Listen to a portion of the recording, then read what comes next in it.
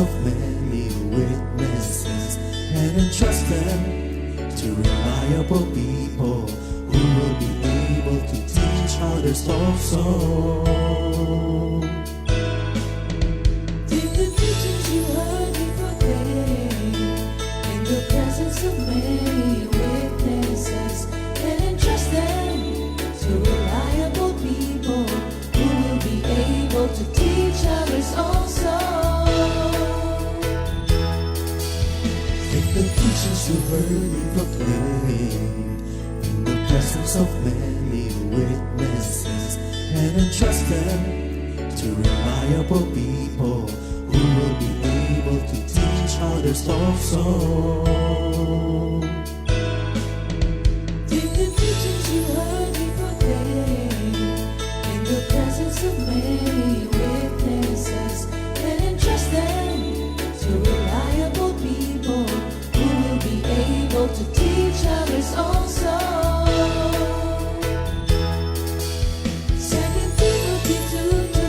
Hallelujah, 2 Timothy 2:2. Praise the Lord. 2 Timothy 2:2. You and me, let us proclaim the gospel. 2 Timothy 2:2. Hallelujah. 2 Timothy 2:2. Praise the Lord. 2 Timothy 2:2. You and me, Let us proclaim the gospel of Jesus Christ. Take the teachings you heard me proclaim in the presence of many witnesses and entrust them to reliable people who will be able to teach others also. take the teachings you heard me proclaim in the presence of many witnesses and entrust them to reliable people who will be able to teach others also. 2 Timothy 2:2. Hallelujah, 2 Timothy 2:2. Praise the Lord. 2 Timothy 2:2. You and me, let us proclaim the gospel. 2 Timothy 2:2. Hallelujah. 2 Timothy 2:2. Praise the Lord. 2 Timothy 2:2. You and me, Let us proclaim the gospel of Jesus Christ. The harvest is plenty, but the workers are few. As for me and my house, we will serve the Lord. We will serve the Lord.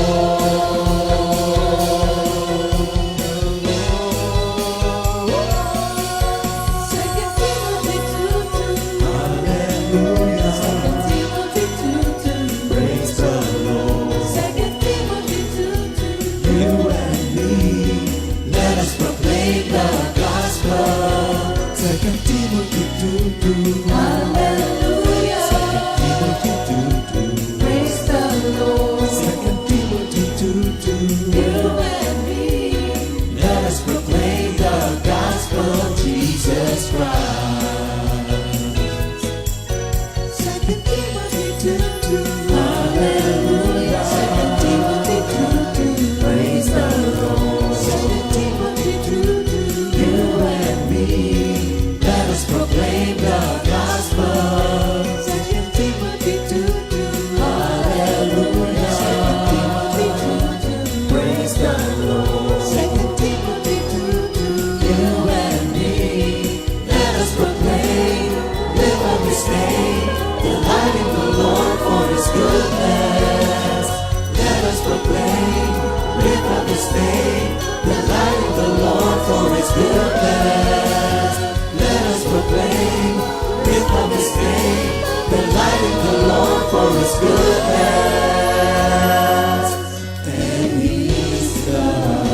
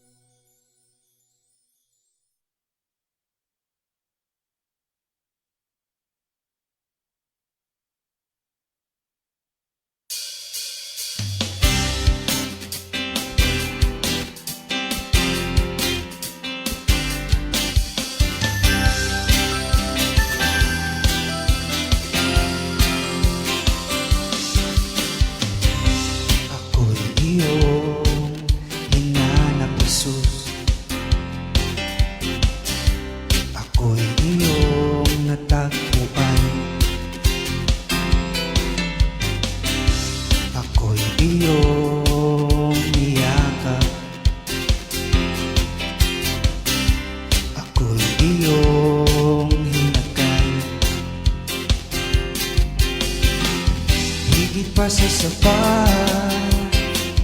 Binigay mo ang lahat, kaya ako ay magpupuri. Papuri, luwalhati sa'yo, Panginoon. Aking hininga, aking buhay sa'yo iaalay. Magunaw man ang mundo, magtitiwala sa'yo, at habang buhay magpupuri. Ako'y iyong hinanap, Jesus. Ako'y iyong natagpuan. Ako'y iyong niyakap. Ako'y iyong hinagan. Higit pa sa sapat, binigay mo ang lahat, kaya ako ay magpupuri. Papuri, luwalhati sa'yo, Panginoon. Aking hininga, aking buhay sa'yo iaalay. Magunaw man ang mundo, titiwala sa'yo, at habang buhay magpupuri. Pag-ibig na walang katapusan, buhay na may katiyakan, buhay na walang hanggan, sa'yo lamang matatagpuan.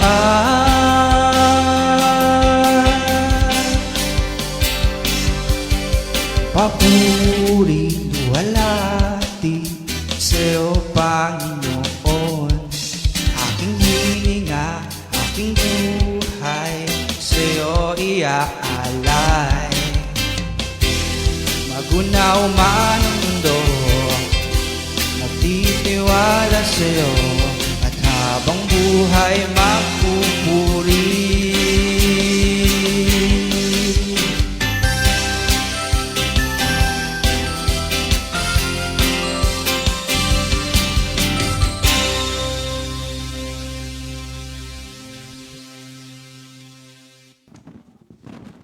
Good morning. Good morning. Jesus. Good morning. Good morning sa inyong lahat. Good morning sa atin lahat, sa lahat pong naka-tune in na sa atin ngayon, sa North, sa East, sa West, sa South ng Comfy Family.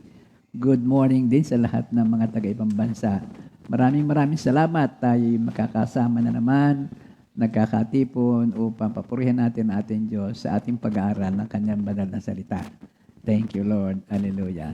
Yung ating memory verse of the week ay hinangon sa Isaiah 1:19 at ang sabi dito, if you are willing and obedient, you shall eat the good of the land.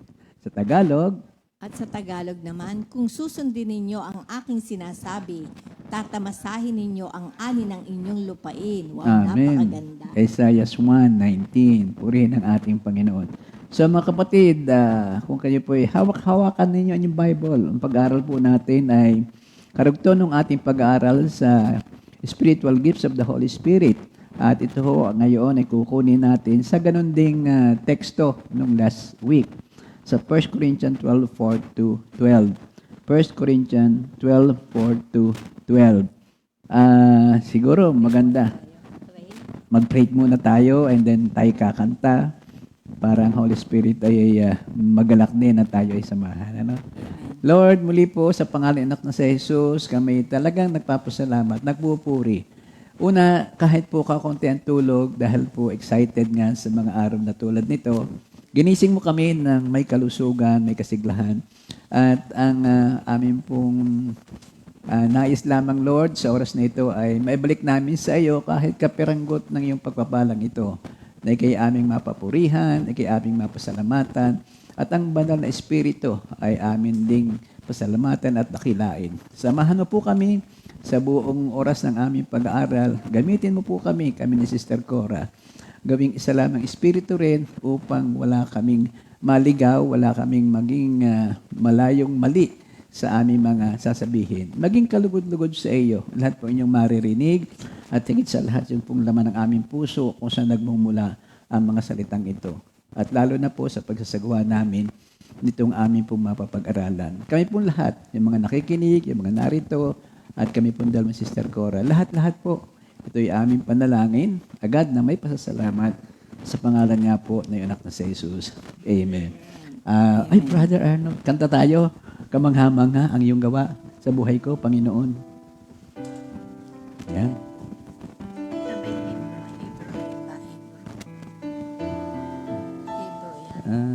Greek. Greek.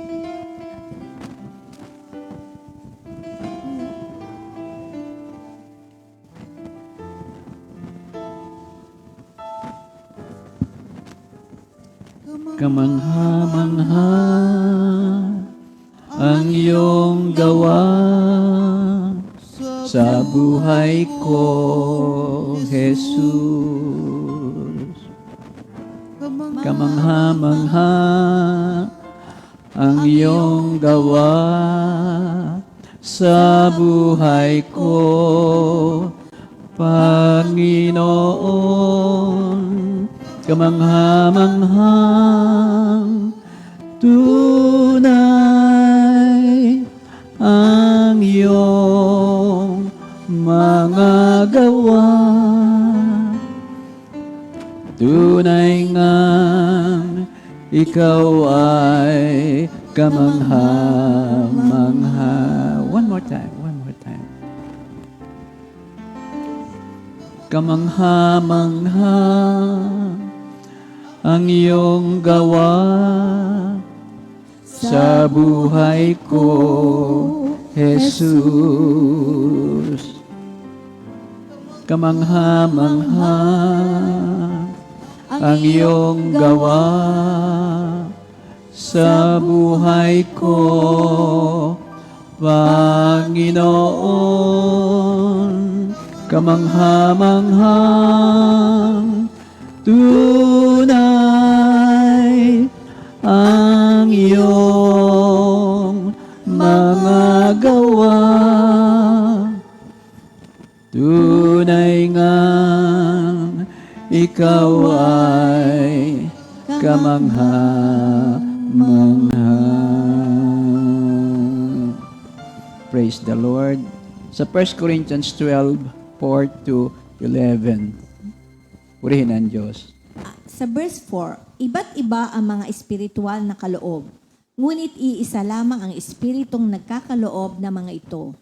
Iba't iba ang paraan ng paglilingkod, ngunit iisa lamang ang Panginoong pinaglilingkuran. Iba't iba ang mga gawain, ngunit iisa lamang ang Diyos na kumikilos sa mga taong gumagawa ng mga iyon. Para sa ikabubuti ng lahat, ang bawat isa'y binibigyan ng patunay na nagpapakitang nasa Kanya ang Espiritu. Ang ilan sa atin ay napagkalooban ng kakayahang magsalita ng mensahe ng karunungan. Ang iba naman ay pinagkalooban ng kaalaman. Subalit, iisang Espiritu ang nagkakaloob nito. Purihin ang Diyos. Amen. Thank you, Lord. Sa verse 9 and up to 11. At sa verse 9, ang Espiritu ring iyon ang nagkakaloob sa iba ng pananampalataya sa Diyos at sa iba'y ang kapangyarihang magpagaling sa mga may sakit. May pinagkalooban ng kapangyarihang gumawa ng mga himala. Sa iba naman ay kakayahang magpahayag na mensaheng mula sa Diyos. At sa iba ay kakayahang kumikilala kung aling kaloob ang mula sa Espiritu at kung alin ang hindi. May pinagkalooban ng kakayahang magsalita sa iba't ibang wika. At sa iba naman ay ang magpaliwanag ng mga wikang iyon. Ngunit isang Espiritu lamang ang gumagawa ng lahat ng ito at namamahagi ng iba't ibang kaloob sa bawat isa ayon sa Kanyang ipinasya. Purihin ang ating Panginoon. So, ang focus po natin ngayon ay doon sa verses 9, saka yung unang bahagi ng 10. Ito'y tungkol doon sa action gift ng ating Holy Spirit, yung working. At ito yung pananampalataya, itong miracle of the miracle, and then the healing, the gifts of healing. Pero bago po yung lahat, tayo muna po ay magkameron ng isang babalik aral doon sa nagdaang linggo. Kasi napakahalaga po nung nagdaang linggo at ito po ay mapapadagdag dahil narinig ko pong sinabi ng ating Pastor Alex na mahalaga ding sabihin ang mga sumusunod. Ang pinag-aaralan po natin sunod-sunod lately sa Tuesday na Good Morning Jesus ay tungkol sa spiritual gifts. At ang spiritual gifts, charismata, ang background dito o context ay una sa lahat, Christians believe that charismatic were foretold in the book of Joel 2:28. Sabi nga ay, ito ay sinabi na, pinangunahan na, dun sa Joel 8:28, yung gifts, yung charism, yung charismata, ito yung ating spiritual gift. At ito rin ang pangako ng ating Panginoon sa Mark 16:17-18. Ang sabi doon ay ganito, "These signs will accompany those who believe. In my name, they will drive out demons. They will speak new languages. They will pick up serpents with their hands. And if they drink any deadly thing, it will not harm them. And then they will lay hands upon the sick, and they shall recover." And they will recover. Itong pangakong ito ay naganap doon sa Pentecost, the day of the Pentecost, and elsewhere as the church spread. Mula ho noon talagang lumaganap na ito po ay nagtuloy-tuloy hanggang sa makarating po sa ating panahon. Paul's problem in the Church of Corinth ay ito namang pag-abuse sa mga various gifts na ito. Tulad po nung linggo, kasama na rito yung nagkakaroon sila ng pagkakahati-hati dahil nagpapamagalingan because of the gifts na ito. Naging prideful, conceitful, kaya po ito ang matindi sa mga pinapanalangin ni Paul. In order to correct abuses concerning the spiritual gifts at Corinth, Paul developed much attention to spiritual gifts dito nga po sa unang Corinthians chapter 12 hanggang 14. Lahat po tumutukoy dito sa spiritual gifts na ito at kinukorek niya ang mga taga-Korinto kung paano mamamaximize ang tunay na benefit ng mga spiritual gifts na ito. In the same terms, gumamit si Paul ng iba't ibang Greek words to describe the spiritual gift. Halimbawa, doon sa verse 1, hindi na lang po nabasa kanina, yung word na pneumatika. Ang ibig sabihin ni spiritual or things of the spirit ang ginamit niya. Pneumatika doon sa verse 1. Sa verse 4 naman, yung sinabi natin kanina, charisma ang kanyang ginamit. The word is derived from the word charis, which means grace. At sa verse 5 and 6, dito naman po ang ginamit ni diakonia. Kung i-translate natin dito, ibig sabihin ay administration at ministries or service. Sa verse 7, ang kanya naman po ang ginamit ay yung panerosis, P-H-A-N-E-R-O-S-I-S, nang ibig sabihin ay manifestation of the Spirit. Yun ang kanyang ginamit. At dito naman sa atin, ng focus natin na sa verses 9 hanggang sa unang bahagi ng verse 5, ang ginamit ay enermata. Enermata. E-N-E-R-G-E-M-A-T-A. Nang ibig sabihin man ay operation, in working, they are used to describe the nature of the spiritual gift. So, talaga pong hinimay-himay niya ang pagpapabigay na kahulugan sa ating pinag-aaral spiritual gift. Para po huwag maligaw. Kailangan yung original din na sulat ng Bible ang ating pupuntahan. Also, part of our recap ay yung ating ginawang paghahati-hati. Kay Paul po, siyam na lahat ng spiritual gift. At ito'y kinlarified pa niya further by dividing it into 3. Ang una doon, yung gifts that say something, yung vocal gift. Yun ang pinag-aralan natin last week. Ito yung gift of tongues, gift of interpretation of tongues, pagkatapos yung propesya. Ngayon nga, sa araw na ito, gifts that do something. Ito yung working in action or action gifts. Ito ay binubuo ng faith, the gift of faith, the gift of healings, and the working of miracles. And then, God willing, by next week naman, pupuntahan natin yung working of miracles. Ito naman ay, the gifts that reveal something. Ito yung the gift of wisdom, the word of wisdom, the word of knowledge, and then yung discerning of spirits. Mga kapatid, ito po ay bahagi ng ating pinag-uusapan na 7 gifts or provision ng ating Panginoon sa mga believers. Ito ho yung hindi mababago, hindi mawawala at dapat nating pag-aralan, namnamin at ating gamitin. So, part of the review, yun nga hong last week, yung sa tongues, then the interpretation of tongue and prophecia. Ang una po natin ginamit doon, the word ay coming from 1 Corinthians 4:27 to 28. Sa New King James Version, if anyone speaks in a tongue, let there be 2 or at that most 3, each in turn, and let one interpret. But if there is no interpreter, let him keep silent in church, and let him speak to himself and to God. Ito ang kay Paul na stand.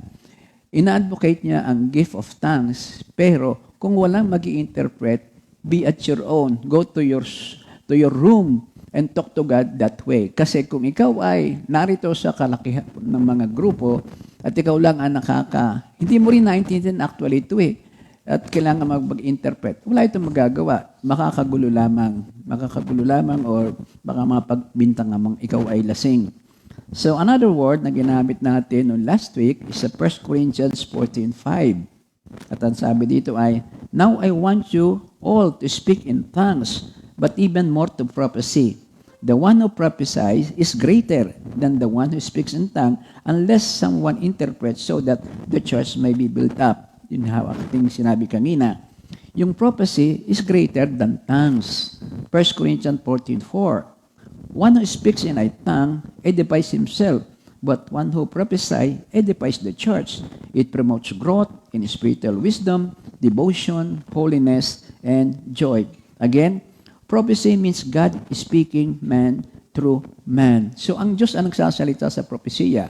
Samantalang ang gift of tongues, ikaw ang nagsasalita dahil ang yung groaning, hindi mo rin maramdaman. And thank you, Lord. The Holy Spirit will bring all those groaning prayer sa God the Father. Ikaw ang ma-edify doon.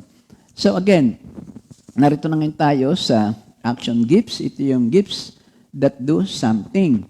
At ito nga ay binubuo yung faith, yung healing, and then the working of miracles. Let's talk about the first one, the gift of faith. Bagamat ito ay ilang linggo na nating pinag-uusapan sa GMG, Good Morning Jesus Monday, at ako ay aliw na aliw, hindi man aliw na aliw in terms of parang nakikinig lang ng musika. Yung learning natin doon, lalo yung kahapon, so much blessing sa akin, edifying talaga. So, ano ba yung spiritual, yung gift of faith? The gift of faith enables believers to rise above pressure and problem that may otherwise cripple them. Kung wala kang gift of faith, isang balita na hindi kagandahan, ay ikaw ay manlulupaypay, ikaw ay babagsak agad. Salamat, lahat halos tayo ay merong gift of faith. Faith is characterized by an unshakable trust in God to deliver on God's promises, no matter what. What does it mean that faith is a gift? What does it mean that faith is a gift? Lahat ng mabubuting bagay ay galing sa ating Panginoon. Kaya sabi nga niya, without faith, we cannot serve the Lord. Hindi natin mapiplease ang ating Panginoon. Faith is graciously given to believers by God Himself. It has an abiding equality that guarantees that it will endure to the end. Yun ang faith na bigay ng ating Panginoon. Merong faith na, ano ba tawag doon sa faith na parang inborn ka? Sakay ka sa sasakyan, alam mong dadalhin ka doon sa patutunguhan, pero hindi mo alam kung ano nangyayari sa makina. So, what kind of faith is that? Ano lang, very natural lang.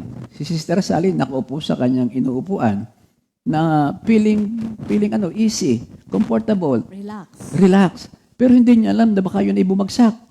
Kaya yun. Something like Faith. may faith kaya lang iba rin yung Yan kay ang Lord. natural faith. Para bang hindi yung ikaw ay nakikipate lang. Yung faith kay Lord, malinaw yun kung ano yung pinag-uusapan natin. So again, doon sa Habakkuk 2, verse 4, the righteous will live by his faith. So, yung faith na galing kay Lord, Yun ay kinakailangan lahat ng believers and righteous. We must live by faith and not by sight. Thank you, Lord. And we cannot please the Lord kung wala nga ang ating pananampalataya, ang ating response, then move the next will of God, then move on. Paano ba yung faith na yun? Sabi sa atin ay by hearing and hearing the word of God. But of course, idadagdag mo rin dyan, susunod pa, by doing and doing the will of God. Napansin ko lamang, word of God. Word of God, each one of them, talagang ikaw ay palalaguin sa pananampalataya. Kung iyo lamang susundan yung sinasabi doon. Faith is always, parang word of God, always connotes promise from God. Promise from God. Seek ye first the kingdom of God and His righteousness, and all of these things shall be added unto you. It is a word, nice to the ear, pero kung hindi i-apply sa araw-araw na buhay, hindi magdi-develop yun ng faith. Lord, gusto ko po 1, 2, 3, 4, 5. Ang sabi ng Lord, seek ye first the kingdom of God and His righteousness. Makipag-usap ka muna sa hari, who is the king of that kingdom. And all of these things shall be added unto you. Like for example, prayer, reading the Bible, applying the gifts. Pagkatapos yung iyong walang humpay na concern sa mga kawaawa, pagtulong, fellowship, Bible study, and of course, yung mga gawain sa bahay. That is seeking God. And you will observe, utay-utay ibinibigay. Ako'y tuwan-tuwa rin doon sa Malakay 3:10. Yun ang very specific yung kanyang, and all of these things shall be added unto you. Ano ba sabi doon sa Malakay 3:10, sweetheart? Ibigay mo ng buong-buong iyong ikapo. Ang iyong ikapo. Yun, upang may magamit ang aking ating simbahan. At sa gayon, kung magsanay, dito mo ko subukin. At sa gayon, may magamit ang aking simbahan. Dito mo ko subukin, pag hindi ko binuksan ang mga durungawan ng langit. So, sundin mo yon, mag-ikapo ka. By the way, ikapo is payment sa utang. At lagi natin sinasabi, pag ikay nagbabayad ng utang, pautangin ka pa. Pero pag hindi ka nagbayad ng utang, hindi ka naman makaulit. Pero kay Lord, mayroong second chance. So, sinasabi lang natin, and all of these things shall be added unto you. Yun ang mga durungawan ng langit. All of these things shall be added unto you. So, faith ay talagang subukan mo lamang yung sinasabi niyan. Sabi ni Minister Ernie, sinasabi ng Diyos ganito. Ang sinasabi naman, itong gawin mo. Tapos gawin mo, hayaan mong ang Diyos, patunayang siya ay Diyos. Matitindi ang salita ng aking Minister Ernie. Kaya ako, glory to God nakikinig ako sa Kanya sapagkat ibig ko'y matindi. At kuminsay ako, harden in spirit ko So, yung Sister Cora yung tungkol sa faith. Kahapon, napadiin doon sa yung the Red Sea Experience. Red Sea Experience. Red Sea Experience, ano? Tuwan-tuwa nga ako doon Kay Tuwan-tuwa, Sister pero Rhea. kung nanamnamin mo, yun ang buhay natin araw-araw. Halimbawa, you live by faith and not by sight. Yun By sight, baka ito'y may magloko-lokohan at tumiklop uli ang tubig. Ay di, talagang we live by faith and not by sight. Kita mo pa ganyan, no? But by faith, tapos yung leader mo nanguna sa inyo, and live by sight. And the Lord was pleased. Dahil ikaw ay bininyagan sa iyong pananampalataya. Amen. Amen. Application. Pagka-matraffic, Minister Boy, pagka-matraffic, Meron tayong pambansang awit. meron kaming inaawit para dyan. Alam niyo ang aming inaawit. Ang pangalan mo, Jesus, dakila at mapagmahal, aking papupurihan sa buhay kong taglay. Wala kang kupas, di nagbabago. Ikaw noon, ngayon at kailanman. Di tatapusin ko yun. Alam niyo, pagka-traffic, talagang hindi pa natatapos, gumagaan ang traffic. Parang hawid na dagat. Yun ang faith. Talagang yun ang faith natin. Kasi sasabay na siya ng pagkanta talagang yung mga sasakyan para bagang hinahawing pabaganyan. Buti na lang, hindi masyadong immediate ang application. Kasi Hindi kung immediate, nagliliparan. magliliparan yun eh, parang ganun. So, thank you Lord. At hindi Swabe ganun. lang, Swabe lang. Kasi baka merong kumakanta rin ng ganun sa huli. At kami naman yung kidding aside mga kapatid. By faith, kantahin mo yun kasi proven. Tuwing merong ganun, kinakanta namin, sooner or later, 1 minute, 2 minutes, 3 minutes, lumuluwag na ang traffic. So yun ang experiencing the Red Sea. At marami pa tayo mga kaibigan na na experiencing the Red Sea. Sister Cola, naalam po ba noon tayo ay babago pang kasal? Matagal na yun. Matagal na yon. Noon ay kakukompose lang, kakakanta lang ni Sister Jamie noong, ano yun? Huwag kang matakot, di kita iiwan, di kita pababayaan magpakailanman. Huwag kang matakot, di kita iiwan, di kita pababayaan magpakailanman. Fast forward. Sabi ni Jesus, madarang ka man sa apoy. Dumaan ka Hindi man. nga eh. Kaya nga sabi ko, fast forward eh. Kasi Kaya madarang. fast Kaya forward. madarang Ah, kasi nagka-experience kami yun. ng sunog. Dumarang ka man, madarang ka man sa apoy. Di ka matutupo, nusunog. Di ka matutupo. Pagkat kasama mo si Jesus. Dumarang ka man sa apoy. Ikwento mo nga, sister. Talaga yung faith natin kay Lord ay hindi matutumbasan talaga. Dahil alam niyo, pagkagising namin, akala ko nasa impyerno kami. Dahil yung aming kama, wala na ako nakikita apoy. Nakahiga kasi kami, apoy na naglalagablab. Okay, nasa impyerno na ba ako? Sabi ko gawin sa aking sarili. Tapos, mamaya, sabi ko, in Jesus' name. At tapos, nagkameron ako ng wish. Ako bumangon at pinuntahan ko ito. Dad, nasusunog yung ating kama. Imagine, malapit nang pumunta sa kisame ng kondo. Pero talagang si Lord napakabait. Binigyan agad siya ng wisdom kung anong gagawin at Thank anong you, Lord. ginawa mo para Glory nawala to yung God. apoy. Correction lang muna, sweetheart, ha? Kasi kaharap natin Fast si Lord. forward Eh. kasi yun eh. Baka kulangin sa oras pag Tama, mahaba. tama. Ako'y nasa study room, nagagawa na ako. Kasi yung aking tuwing 3-4, ginigising na ako ni Lord. At doon, nagbabasa-basa ka na, nagagawa ka na ng lesson. Nang biglang sumigaw siya. Dati. Para sigaw, Batanggin yan. Dade. Dati. Adi, pinuntahan ko, tama po siya. Yung apoy, ganano. Malapit na sa kisame. Malapit sa akin. Yung kanya mismong hinigaan na kutsyon, yun ang nagliliab. Alam niyo yung source Sa paanan. yung sa paanan. Dito siya nakaulo. Sabi pala niya, impyerno ito. Hindi ba sabi mo? Sabi ko, parang nasa impyerno yata ako. Akala ko Ayun. nananaginip ako. Totoo pala. Edi ako'y, pasok. Pasok. Anong gagawin? Thank you, Lord. Hinaham ko yung kay Jamie. Madarang ka man sa apoy. Punta ko sa oh. Tapos wag bubusan. Kinuha ko kanya kumot. Dinaw daw ko doon sa tubig. Nang basa-basa na, ginawa ko sa apoy.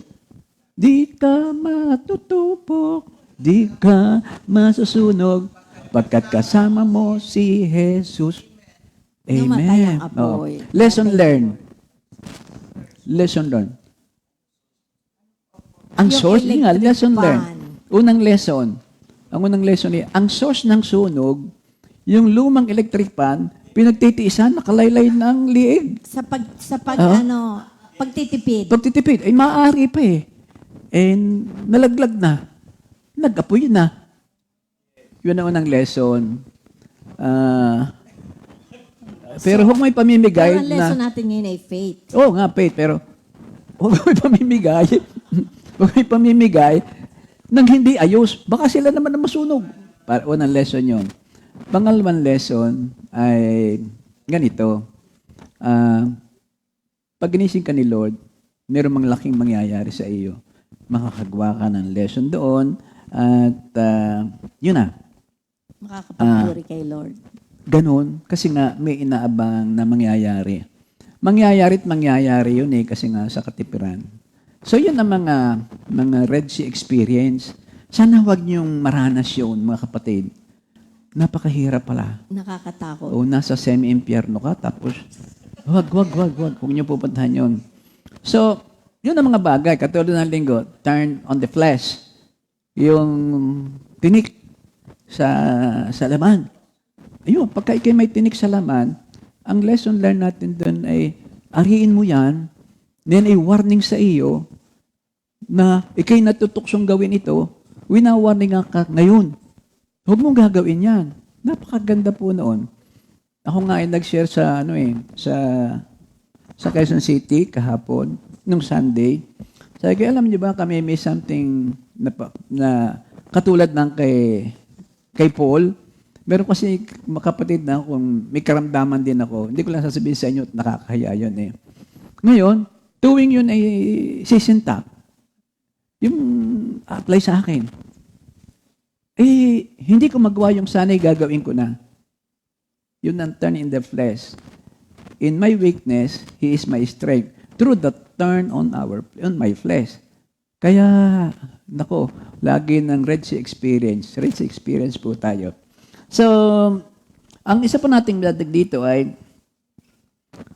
hindi natin pakakahabal kasi maganda naman sa dito sa ating GMJ Monday. At ang sinasabi lamang, yung susunod na gift of action, which is faith and healing, miracle and healing, hindi yung pwedeng maganap na wala yung gift of faith. Wala yung gift of faith. Thank you. Sa pamaya po, titingnan natin ang relasyon ng faith, ng healing, at saka ng miracle. Meantime, Sister Cora, okay, may sinabi ka sa akin na meron kang gustong i-share din tungkol dito. Oo. Pero bago ang lahat, talakayin natin bago talakayin natin yung healing, tingnan muna natin yung pinagmulan. So, kung saan nagmula, malalaman natin ito sa pinag-aralan. Tingnan natin ang sa John 10:10. Sabi nga sa John 10:10, "The thief comes only to steal and kill and destroy. I came that they may have life and have it abundantly." So, dumarating ang magnanakaw para lamang magnakaw, pumatay at manira. Naparito ako upang ang mga tupa ay magkaroon ng buhay na masaganang lubos. So, i-define natin, ano ba yung, sabi nga dito meron ako ditong 3 words, paint a picture of the cause of disease and sickness in our world, ang pinagmumulan. Una, yung steal. Steal comes from the word klepsie. Ito ay Greek word, K-L-E-P-S-E-E, where we got our word kleptomaniac. Diba? Yung nagnanakaw. tawag natin, kleptomaniac. Okay. So doon nagmula pala. Anong word Sa yun? Klepsie. Yung kleptomaniac. Klepsie. Klepsie. K-L-E-P-S-E-E. Yeah. Satan. Satan wants to steal from us all that we need in our lives. Ano ba yung mga ninanakaw sa atin ng Satan? Diba yung relasyon natin sa pamilya, yung mga reputation, yung mga finances, yan ang laging ninanakaw ni Satanas. Lalo ang kalusugan natin. Lalo ang kalusugan natin. Ang sunod, yung kill. Ang Greek name nito yung Thusee, T-H-U-S-E-E. Means to blow on a fire or to blow the smoke of a sacrifice. It came to mean to slaughter or to set on fury, to burn down for the purposes of sacrifice. Satan's intent is to cause disease to spread like fire, so that your life might be a sacrifice to Satan's evil intent. So, ang sunod ay destroy. Ang Greek name nito ay apolesee, A-P-L-O-E-S-E-E, means to break down and destroy. Yan ang nagagawa ng sakit, disease to the human body. All of these are aorist tense, A-O-R-I-S-T, tense, which means once and for all.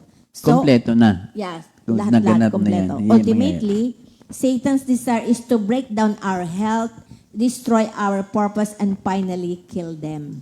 So, sabi doon sa John 10:10b, I came that may have life and have it abundantly. Naparito ako upang ang mga tupa ay magkaroon ng buhay na masaganang lubos. So Jesus came and died that we might have abundant life, goes beyond the ordinary. Abundant means a life with no lack which goes beyond the ordinary. Isang buhay na balance. All the needs are within the reach from the center. So sa 3 John 2 naman, mahal kong kaibigan, idinadalangin kong ikay sana'y nasa mabuting kalagayan at malusog ang katawan tulad ng iyong buhay espiritual. So, beloved, I pray that you may prosper in all things and be in health just as your soul prospers. So, John blesses us by conveying God's gracious intent for all believers.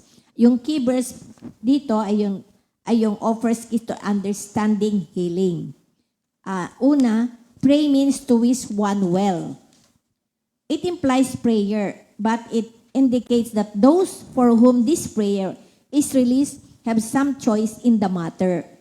Our prayer or wishes for others to be healed also requires right choices by those for whom we are praying. Ibig sabihin, be in health. Sabi nga, yung Greek word, yung hugayano, Hugiaino. Ang word dito yung hygiene. So, means to be healthy, well, whole, uncorrupted by disease. So, yung sunod, yung prosper, means good journey.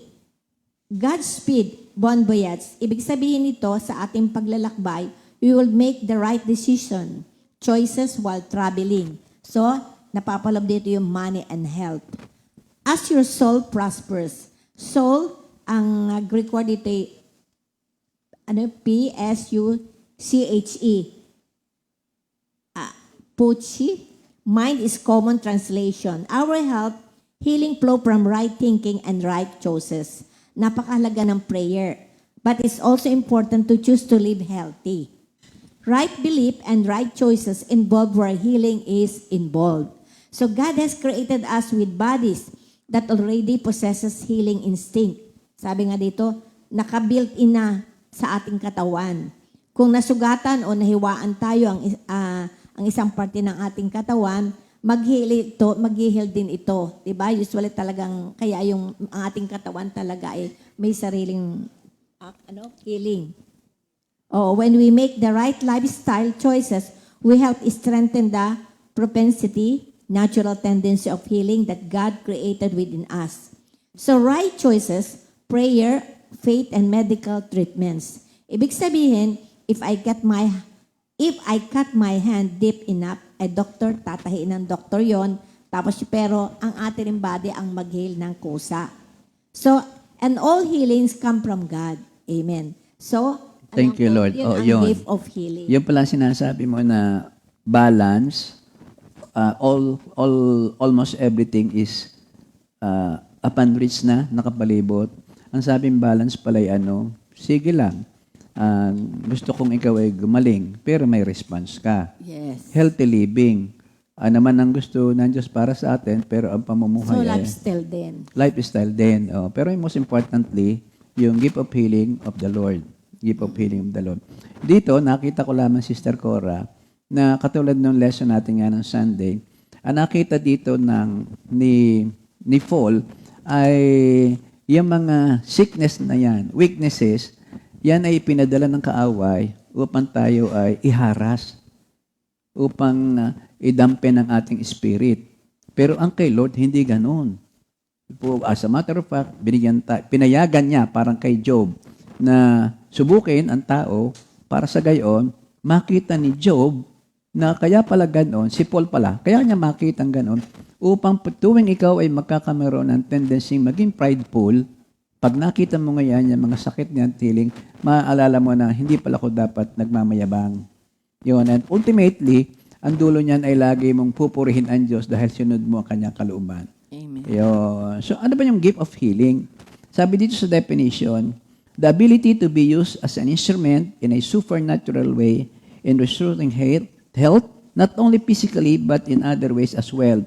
Kung mapapansin mo, sister, ang nakalagay yun, gifts of healings. Para bang all plural. Gifts of healings. Hindi isa lamang.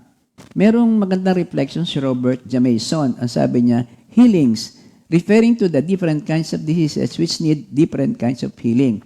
And this involved physical, social, and psychological, and even spiritual. And all of this sometimes sama-sama na. Kaya ng gifts of healings. Kaya tatapatan yan the different kinds of healing. Ngayon, ang tanong ay, why is the gift of healings so needed? Because this body is holy. Ito'y pag-aari ng Diyos. Dito naninirahan ng Holy Spirit. Katulad ng sinasabi sa 1 Corinthians 6:19-20. Hindi ba nyo alam na inyong katawan ay templo ng Holy Spirit? Na ito'y hindi na inyo, ito'y tinubos sa malaking halaga, kaya ito'y alagaan nyo. Papurihan nyo ang Diyos sa isang malusog na pangatawan. Yun ang response natin sa kanyang plano sa atin na tayo ay ma-heal niya. Sa dictionary, yung healing means to make sound or whole, to restore to health, to cause to be overcome, to patch up, pagkatapos to restore to original purity and integrity, to return to a sound state. So, there is a natural healing. Natural healing. Katulad na yung sinasabi mo, parang pagka kinasugatan, lagyan mo ng kuritas, May sarili. band-aid, tapos Maghihil ng kusa. maghihil ng kusa. Ano? Parang buntot ng butiki. Oo nga. Oo, pag naputol yung Pwede rin buntin. maging example yan. Ano? Umaano ulit, tumutubo ulit. Natutubo ulit kayo. No? Kalimitan ang mga hayop. Mas na-appreciate nila yung gift of healing, miracle of our Lord. Hindi sila nagpapadoktor. Pero ngayon yung mga imported na mga hayop katulad ng pusa at saka ng Amen. aso may sarili na yung Oo. doktor. Mas Yeah. mahal pa sa tao. So, pero ang focus natin yung spiritual healing ha, yung Yes. gift ni Lord sa oras na ito. Amen. So, ay tayo, pamaya na tayo babati. Mahaba pa itong itunit natin eh. Si Jesus Christ ang pinakasikat na healer. Jehovah Rapha nga siya eh. At ang pamamaraan niya ay yung kanyang karakteristik. Sa buong ministry niya, yung healing niya, ang makikita natin. Sabi doon sa Mark 5:25, 34, 9, 14, 29, ito ba yung it occurred when the best available medical skill could not help? Yung babaeng balo, tinatagasan sa 12 taon na pagdudugo, naubos na ang pera. Ibig sabihin, wala na magagawa ang pera mo, wala na magagawa ang mga doktor. Doon kalimitan siya pumapasok. It occurred to glorify God, not the healer. Jesus did not like crowds around when He healed. Unlike today's healer, ipinopos pa. There will be a healing session sa Wednesday doon sa chapel natin. Pero si Jesus Christ kalimitan, ibinubukod agad niya ang kanyang pagagalingin. Isineseparate. Yung dump and depth na di ba ang ginawa niya? Inilayo. Pagkatapos anong ginawa? Kumuha ng Dinuraan. oo. Tapos iganoon. Sila lang ang nakakakita. Yun. Yung mga patay na, sila lang at saka yung ama, dinadala sa kwarto, sila lang. Kasi pagka manood kayo, iba na yun. Gino-glorify mo na ang iyong sarili. Naalala ko tuloy yung ating anak. Si Patricia. Deaf ho ang aking anak eh. And mute. Nung nabasa ko ito, sinubukan kong lawayan. Tinapig ako. Sorry. Bad. Pero may pamamaraan si Lord. Yung kanyang pamamaraan ako, naikwento ko naman po sa inyo, napaganda po yun. So, meron pang isang example. Ang ating Panginoon ay talagang nasa healing business. Hindi yan titigil hanggang sa second coming niya kapag wala na talaga tayong sakit. Doon sa James 5:14-16, may sakit ba ang sino man sa inyo? Ipatawag ninyo ang matatandang pinuno na iglesia upang ipanalangin siya at pahiran ng langis sa pangalan ng ating Panginoon. Pagagangin ng Diyos ang mga may sakit dahil sa panalangin, may pananampalataya at palalakasin niyang muli ang Panginoon at kung siya'y magkasala, patatawarin siya ng kanyang mga kasalanan. Dalawang words ang aking gusto lang makita po dito. Yung isang ipapanalangin siya. pagkatapos yung sumunod na at papahiran ng langis sa pangalan ng ating Panginoon. Okay naman yon. Kasi nung old Jewish time, ang oil talagang Siya kinukonsider talaga ang nilang ginagamit may na gamot. may Oo. healing power yon. Pero today, since Jesus Christ nakarating na, ang focus dito ay yung panalangin. And then yung oil symbolizes na hinipo na siya ng Panginoon. Parang ganon yun. And since oil is also used for light, so papunta pa rin yung sa itaas, yung pag-open na ganon. Nami-misinterpret kasi at kumisan nga, yun na lamang ang ginagamit yung oil na walang panalangin na karapat-dapat doon. So, paano natin makikita ngayon yung tao na may gift of healing? Again, pattern ni Jesus Christ ang ating makikita. Yung laying your hands. Yung laying of hands, pattern niya. Ano sabi dito? Compassionate and moved by suffering. It is always with love. Pagka yan ay wala kang itinataas nga kundi ang iyo para kay mabalita, hindi yan a man of with the gift of healing. Hindi yan ang ibig sabihin noon. He has no self-seeking motive. He has great faith in the sufficiency of God. Purihin ang ating Panginoon. Praise the Lord. Ito pa, tingnan natin dito.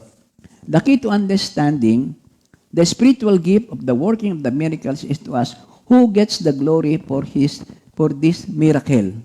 Who gets the glory for this miracle? Faith healer, sister. Noong mga panahong yon na wala pa kami sa malalim na relasyon kay Lord, wala pa kami sa kompi, meron nung kaming mga pagkakataon na habol-habol namin, hanap-hanap namin yung tinatawag na faith healer. Nakabuto ka sa Cavite noon. Ano ba ang ating reason at siya hinahabol natin? Nabalita kasi na Magaling magpagaling sa may asthma. oo nga po. Asthma ako noon. Si Sister Coro kasi noon ay asthmahin. As my husband, ako ngayon ang asthmahin. Ako ngayon asthma. May asthma. Ako ngayon ang magaling na ho siya. Oo. Ako ngayon ang may asthma. Asthma. Asthmatic. Problema atik. Pero as my wife, pero anyway, yan ang pagaling daw sa mga No, kasi hindi pa natin kilala si Lord. di pa kilala si Lord. Anyway, nahabol po namin, ando kami, may chapel na. Mukhang magaling nga ito, asenso. Nando silang magtiya. Nando sa chapel. At may seremonyas pa eh. Ako naman, nandun ako sa ilalim ng katabing bahay, yung bahay niya, may hamok doon, may duyan, naghigahigaan ako doon. Napailip ako ng konti. Nagising lang ako ng meron kaunting ingay. Ang ingay sabi noong lumabas yung nakadamit na sutana ba? Ito yung ba nagboboses babae? Pero si Santo Niño ang tinatawagan, kaya boses babae, boses bata. Ay, doon ako'y nagising. Alam mo ba, Sister Cora, nagkwento ko naman sa'yo, no? Alam mo, sabi, halika. Sabi sa sakristan, halika. Ano bang masarap na pang ulam? Para sa hapong ito. Kung ano daw masarap na Hindi, pang may sinabi ulam. naman yun, hindi ko naintindihan.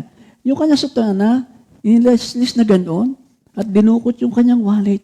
Ito, bumili ka. Ay, hindi naman ako mapatumat ba kayo mapaglitan. Nagtuloy-tuloy na akong parang natutulog. Nung makaalis, pinuntahan ko na sila. Sister Cora, tayo na. Siya pambili ng pag-ulam. Well, anyway, kaya ako nasabi lang yung mga kapatid, yun ang kasabay ng spiritual gift of healing. Si Jesus Christ, ang true healer, siya lamang.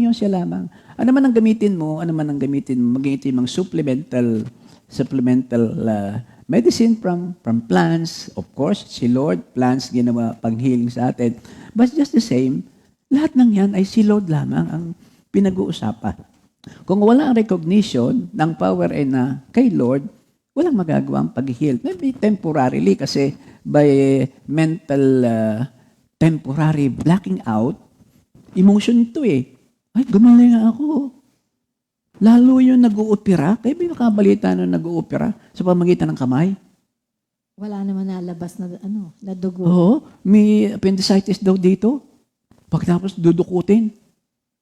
Naaray yung dinudukutan. Pamiyamya kapul na kapul ng dugo. Sabi, ito ang laki. Hindi mapakita, parang ganun. Hindi ko alam kung ano yun. Sabi naman ng mga nagagalit, ng mga kamag-anak, yung di pag nilagay doon, ay meron isang may hawak na Bulak na may bulak dugo. na ipinrosin yung kulay dugo na ano ba gayon? Pagkatapos ng dukuting gayon, kukurtin yung pag-operahan. Ay di kakapal nga kasi pinisil na, lalabas na yung solid blood na yon, magiging liquid blood.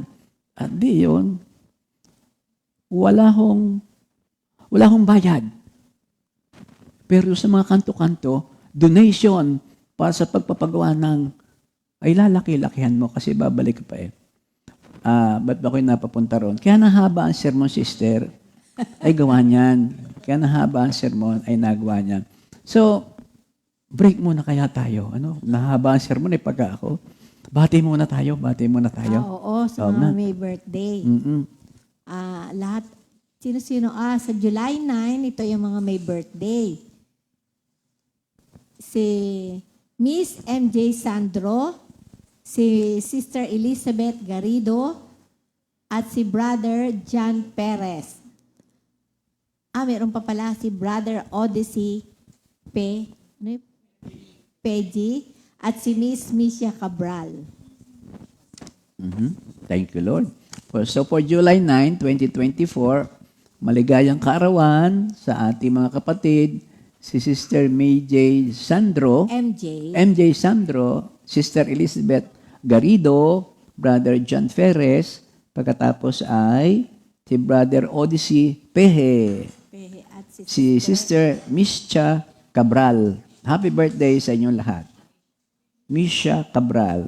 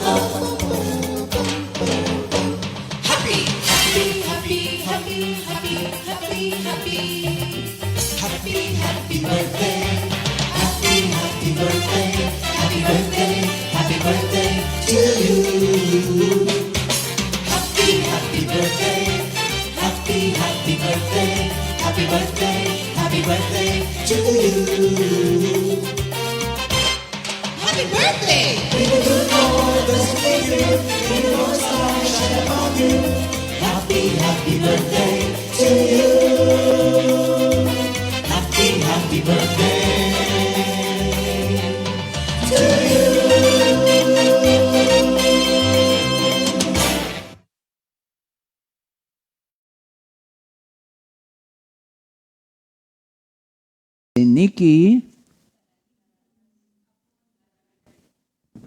Yan. Si Sister Nikki Caralipio. Apo ni Brother Ed. And Sister Tess. Anong i-announce dito? Parang may paburger ngayon. Brother Ed, anong i-announce namin? Hallelujah. Seriously, meron po tayo mga celebration na gaganapin. Sa August 24, 2024, ngayong taong ito, yung ating Baguio anniversary. Ito ay doon sa City Lights Hotel and everyone is invited. Yung tentative start of the program is at 11 a.m. followed by an full payment. Followed by follow doon. Anyway, meron lang pong kaunting love offering kasi medyo hindi po kakayanin kung isang tao lang ang mag-shoulder nito. At full payment is needed upon reservation. You may coordinate with Sister Laylo. Yun, sa GCash niya. So, gusto ko niyong pumunta, ito po ang sa GCash para po doon, at least sa food. 0917-559-4283. 0917-559-4283. At paki-screenshot po ninyo yung proof of payment natin. So, meron itong unlimited merienda, buffet, 1 to 4 p.m. Yan. So, what else? Ang ating pong, yung po mga children, toddlers at that, kids 3 feet below, libre na po yun. Yay! At yung adult naman ay 260 plus 40 sa venue, 300 per head. 300 total per head. Sige po mga kapatid, yun po naman ay napakagandang magsishare tayo sa gastusin sa gawain tulad noon. Yung family affair po naman natin, yung Foundation Day, at magla-launch po tayo ng ating album sa mga new songs natin na hindi pa napala-launch, will be definitely sa October 26, 2024. 2 p.m. at sa SM South Mall Event Center. Malapit lamang po ito dito sa ating Compi Center sa BF. At i-google lang po ninyo, madali nating matatagpuan, SM South Mall Event Center. So that will be sa October 26, 2024. So happy anniversary sa ating lahat mga kapatid. At eto na tayo. Yun daw po ang kids, kinorek lang ang kids. 3 feet to 4 feet, 180. Oo. Contribution. So below 3 feet, yun ang walang bayad. Wala ka pa rin bayad, minister. Joke lang. Kaya ako na-joke si Minister Arnold kasi pare-parehas lang naman eh. So yung ating song for Mamaya na lang. the pamiyamyan na lang, Sister Jam ha, at tayo magsisimula na rin sa ating lesson. Okay. Ay, thank you, Lord. Tuloy na tayo. So ano bang purpose ng working of miracles naman tayo? Ang purpose ng working the miracles, it is important to note that the spiritual gifts are not earned, they are gifts from God. Pagka ito properly na-administer, ito yung magdudulot ng napakagandang epekto sa simbahan, sa personality natin. It will grow and mature ang ating matatagpuan dito. The purpose of the working of miracle is to bring glory to God. Nasa miracle na po tayo. Kanina healing ay sa miracle na po tayo. The purpose of the working of miracle is to bring glory to God through the building up and edification of the church. The working of miracles again operates primarily to serve as a witness of God's sovereign power to all those within a believer's sphere of influence, as the story of Moses parting the Red Sea demonstrate. Yung Red Sea experience na yon, event na yon, over and above na nakatawid sila, nabinyagan sila, ligtas ang lahat. Ang napaka wild effect noon ay all other at outside the family of the Israelite people, the nagsinamahan ni Moses, mula doon sa iniwanan nila sa Egypt, mula sa Parao hanggang sa mga tauhan niya. Ito yung nag-create ng panic and fear. At yung sa mga across that river, nabalitaan din ito ng mga iba't ibang laki doon. At yun ang nag-cause din ng takot sa kanila. At ang sumunod na mga event, sa kanilang pakikinig sa kanila, yung takot na yun ang nagpahina sa kanila. Kaya ang mga Israelita ay hindi masyadong naging problematic sa pagsakop. So yun ang mga purpose nito. So, ano nga ba ang nagagawa ng gift of miracle? Number 1, ang nagagawa nito, ini-initiate nyo ang faith. Kung maalala po natin, doon sa Acts 9, kwento ito ni Paul, nung siya ay pagpakitaan ng ating Panginoon through voice, bakit mo ko sinisikil? Doon nagpakita, nabulag halos, nabulag talaga siya. At fast forward, pinadala siya doon sa Damascus kung saan nandoon si Ananias. Si Ananias na isang believer of our Lord. At dahil dito, dahil nga because of the work of the gift of healing at saka miracle, nakakita siya.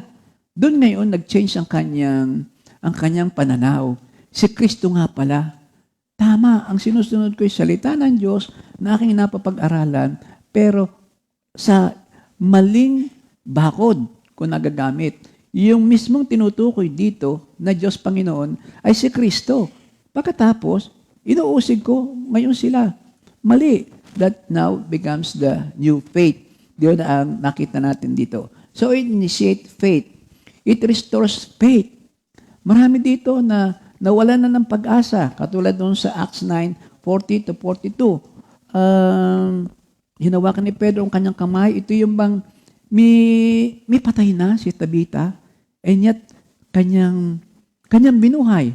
So yung gift of miracle, Hindi lang mabuhay ng patay, kundi yung nasa buong sambayanan, pati yung mga nakapalibot na mga kamag-anak o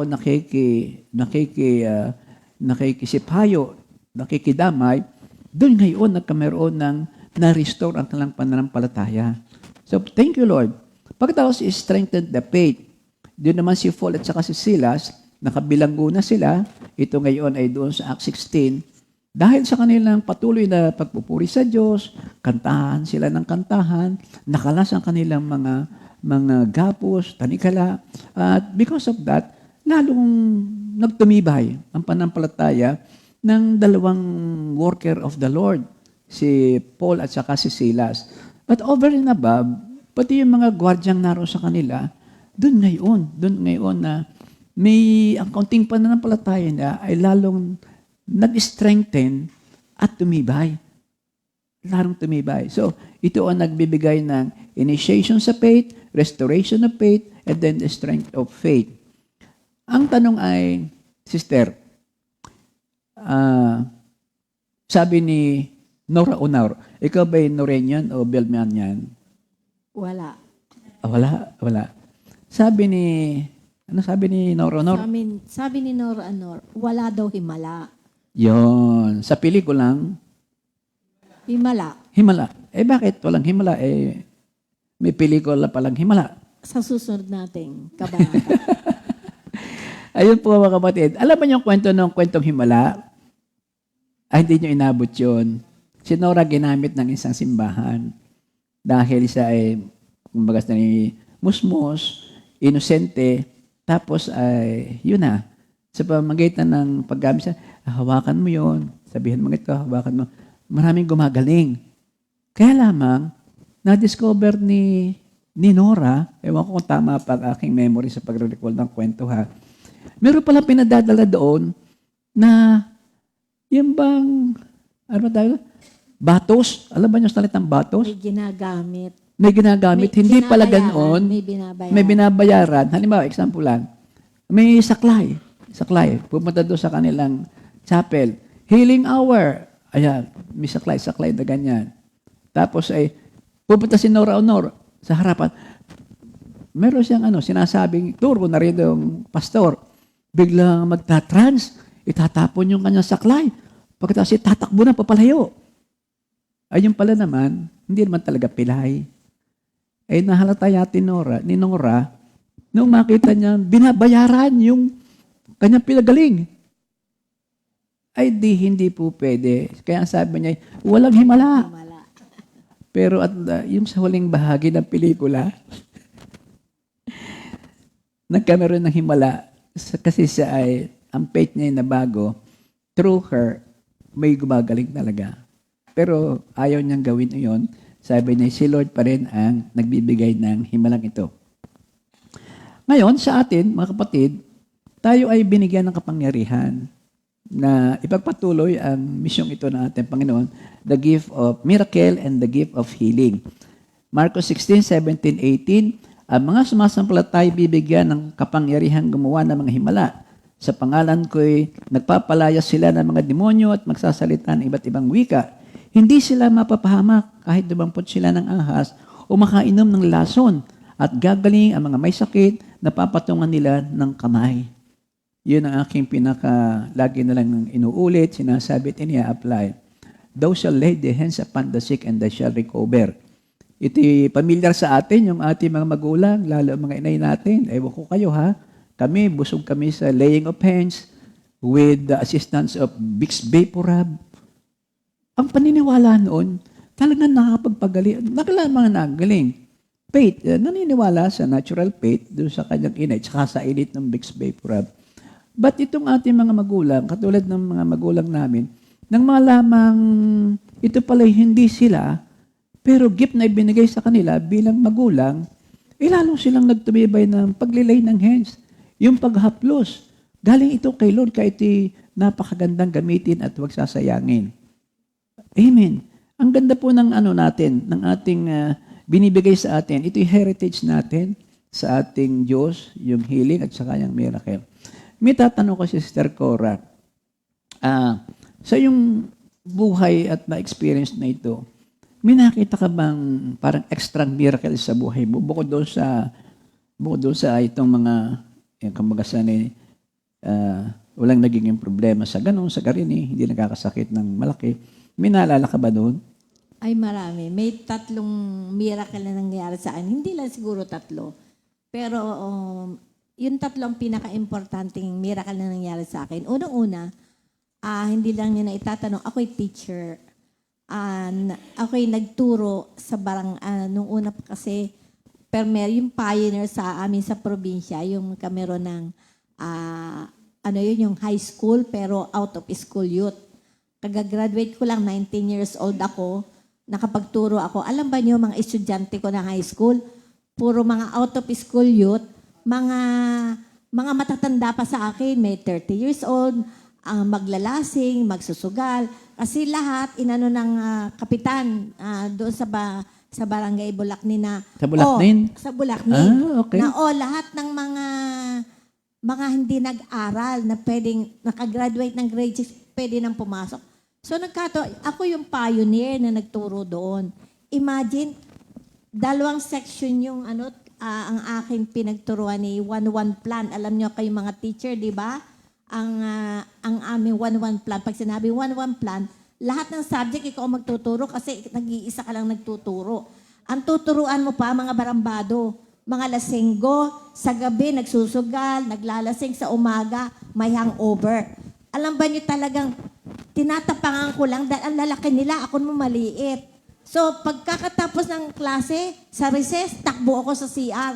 Doon ko iniiyak. Iyak ako ng iyak. Hindi ko pinapakita sa kanila. Kunwari matapang ako dahil kung hindi, ibubuli nila ako dahil, malambot yung ating teacher. Pero alam niyo na pagtagumpayan ko yun at nakakatuwa.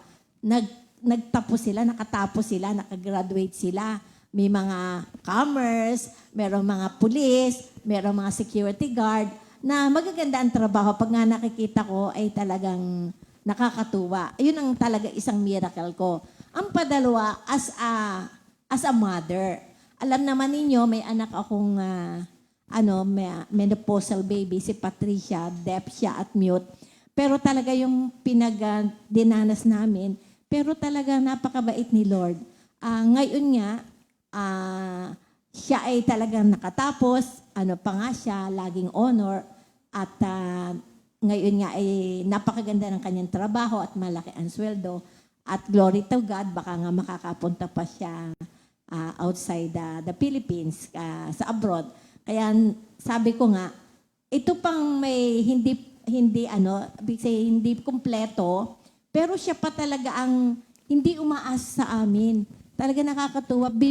Nag-birthday nga siya noong March. Kasi sabi namin, ilang taong ka na? 32 years old.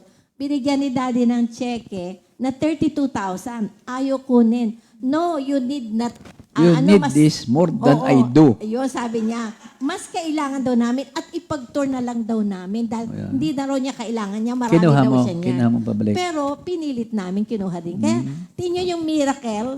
Noong kala ko, sabi ko, ano mangyayari dito sa anak namin dahil noong una. Pero talagang hindi namin talaga tinigilan. Talaga pinag-pray namin. O sabi nga namin, talaga may At saka binigyan namin siya ng word. Alam ba niyo yung word na yun? Yung sa Mark 7:30, yung sa depth, yung kay Mark 7:32 ba yun? Yung sa pagagalingin, yung kaninang sinabi mo. Kaya yun ay hanggang sa siya ay nakakapagsalita naman siya. Kaya thank you Lord. At ang patatlong miracle sa akin ay as a wife, kay pastor. Alam ba nyo, ako'y bunso. Sabi nga ang mga bunso ay spoiled. Pero si pastor panganay. At pinanganak ako na ako'y maliit pa. Wala nang ama. Pero sabi ko nga, nagkaasawa ako ng disciplinarian. Kaya natuto akong lahat sa kanya. Kaya yun ang miracle sa buhay ko na ako'y natuto na naging masunurin. Pero hanggang ngayon pa, ay pinipilit ko maging masunurin pa rin sa kanya.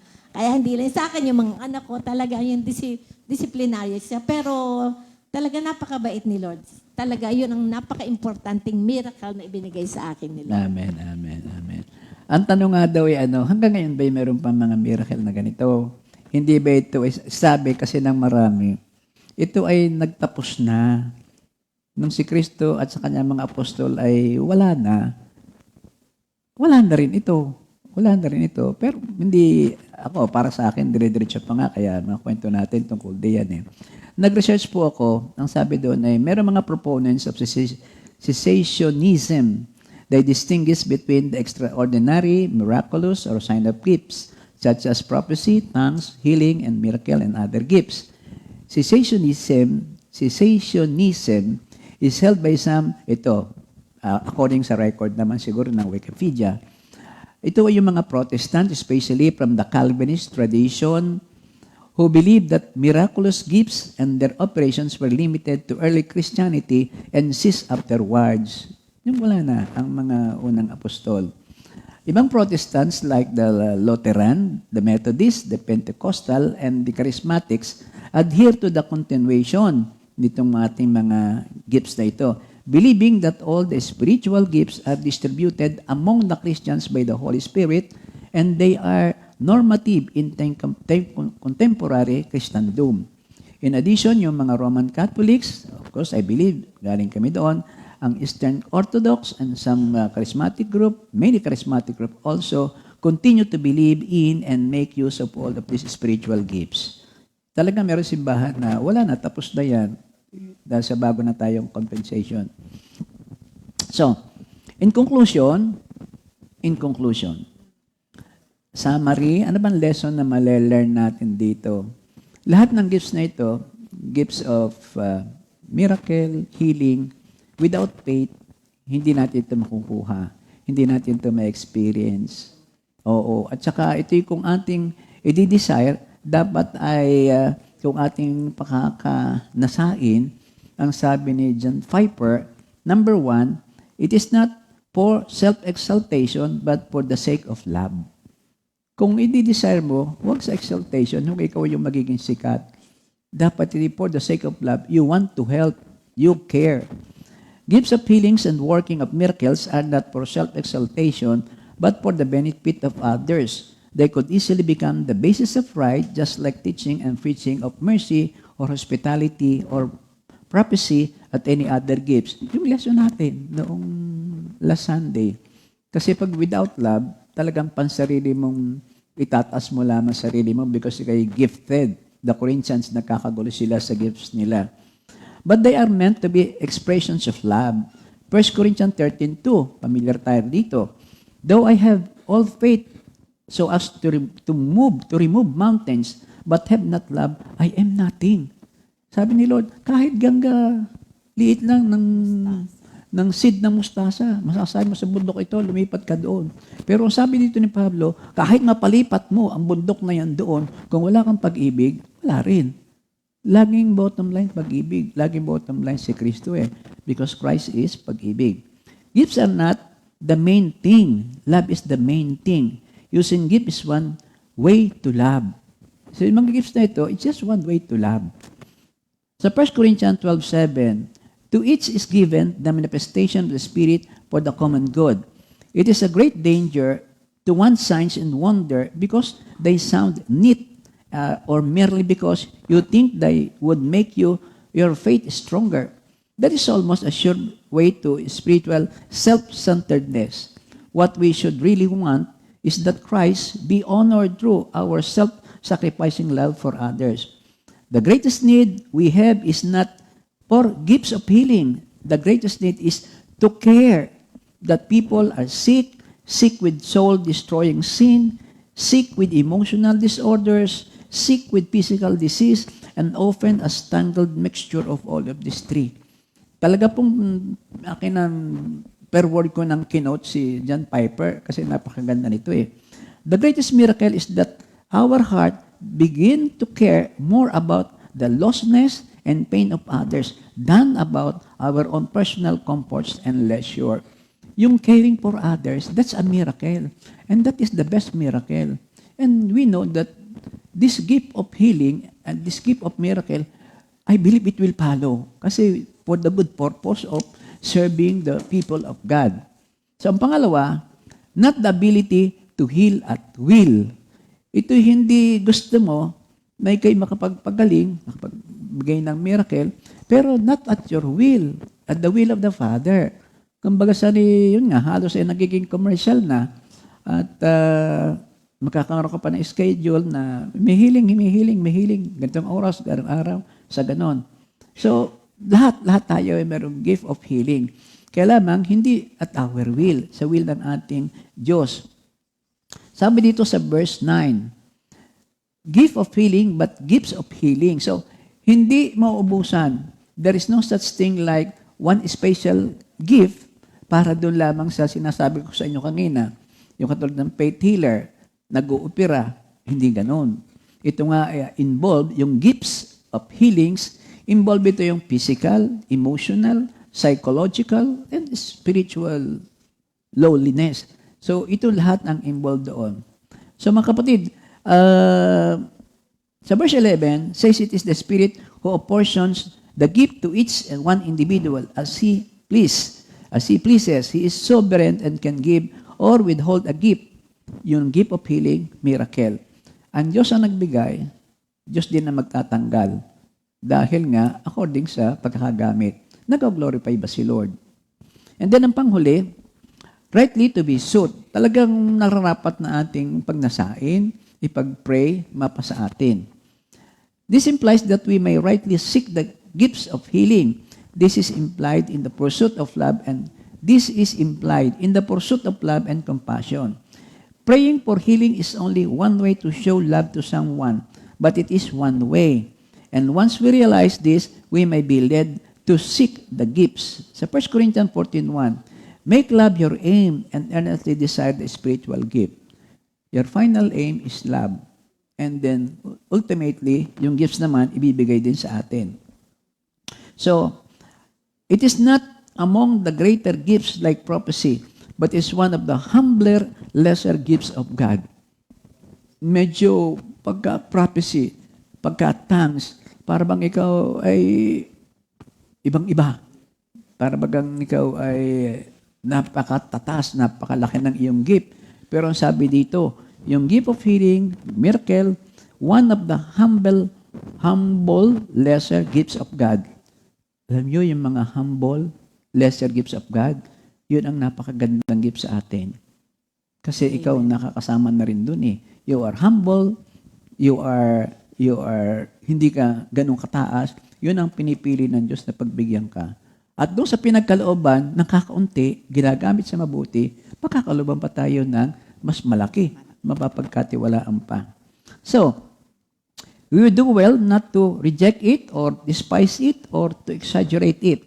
We should simply seek with all our hearts to do good to each other and pray humbly that if God wills, kung loloobin ng ating Panginoon, some of you would be granted gifts of healing for the blessing of the church and the glory of God. Amen. Yun mga kapatid, ang ating lesson. That is the gift in action, doing something. Una, dapat yung gift of faith, na patuloy naman natin pinag-aaralan tuwing Lunes, makinig po kayo, kailangan yon. At yung ating gifts of miracle, healing, yun naman po ay ingredients na malaki ang faith. So, sa pangalan ni Jesus, tayo manalangin. O aming Diyos, maraming salamat sa pagtuturo mo po sa amin. Nawa po'y walang naging kasobrahan sa iyong mga narinig at nawa po'y ang aming puso ay patuloy mong linisin upang kami man na nakapagsalita ay maging bahagi din ito ng aming buhay. Ipinapanalangin mo namin sa oras na ito ang mga kapatiran po namin na may mga karamdaman. Physically, emotionally, psychologically, lalo po yung dampening of the spirit, the spiritual growth ay napipigilan. Nariyan po sila, nakikinig ang marami. Kung totoo yun ay mga chronic ba to, na kumbaga sanay for life na, yun ang sabi ng doktor. Pero aming pinapanalangin, ng miracle ay hindi pa tapos. You gift of miracle, ikaw mismo ang miracle. Tawagin ka lamang at sa isang salita ay magaganap ang iyong kalooban. Lord, natutuwa ka ng iyong mga manampalatay malusog upang ang aming pong pagsamba sa tuwi-tuwi na ay may kagalakan, may kasiglahan. Sabalit, ang iyong pong kalooban ang masusunod. Again, Father, sa pangalan ni Jesus, ang lahat pong ito ay all for your glory. All for your glory, Father. And thank you, Holy Spirit, for guiding us. Amen. Amen. Thank you, Amen. Lord. Repeat song.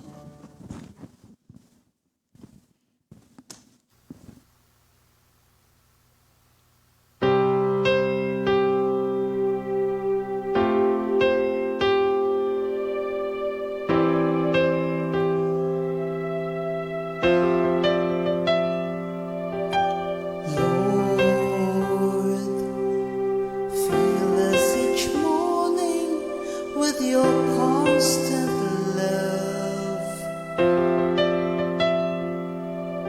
so that we may sing and be glad all our life.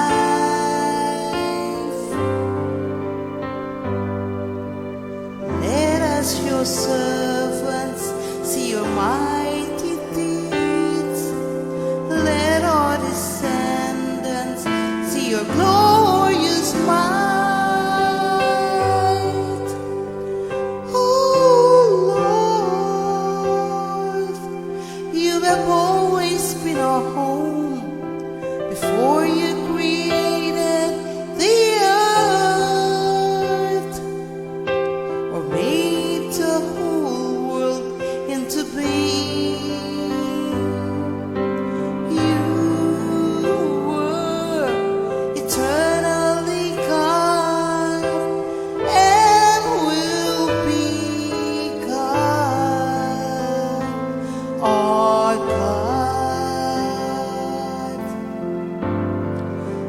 God forever.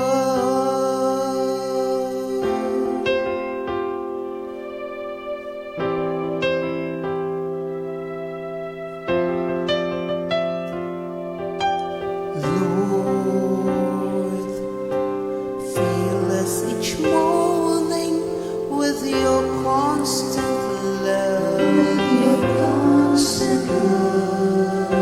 so that we may sing and be glad all our lives.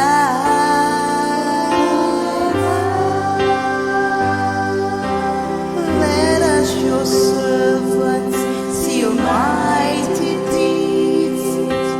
Let our descendants see your glorious might. Oh Lord, you have always been our home before you created the earth,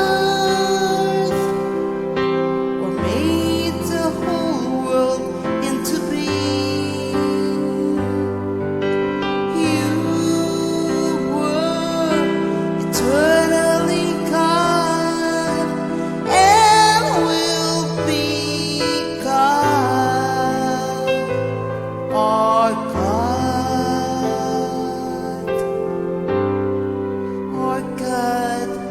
forever.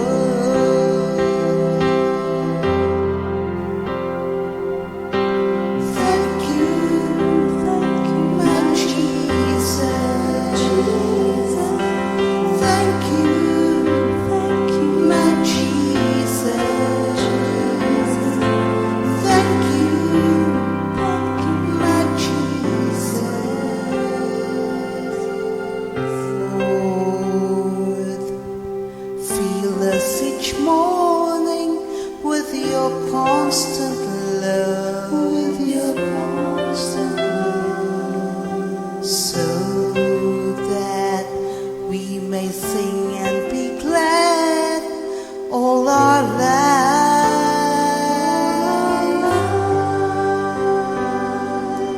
Let us, your servants, see your mighty deeds.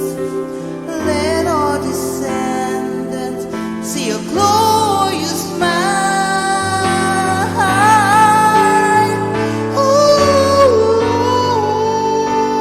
Lord, you have always